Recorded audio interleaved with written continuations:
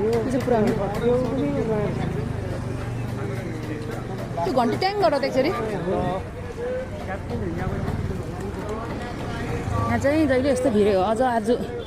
बिहान भएर अलि भिड भएको छैन रहेछ मलाई चाहिँ यो एरियामा चाहिँ पहिलादेखि नै गज्याङ गज्याङ गज्याङ गज्याङ त्यो गल्ली त झन् नजाउँ होला चेपेर सास फेर्नै सक्दैन यो पनि यस्तै हो यो एरिया चाहिँ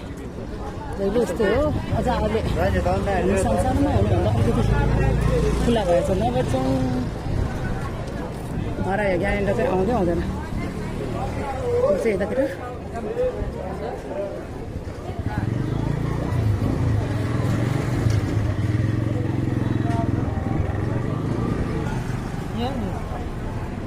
यो मन्दिर शिवजी यसको हेर्नु नि त्यस्तो कति पुरानो होला यो चाहिँ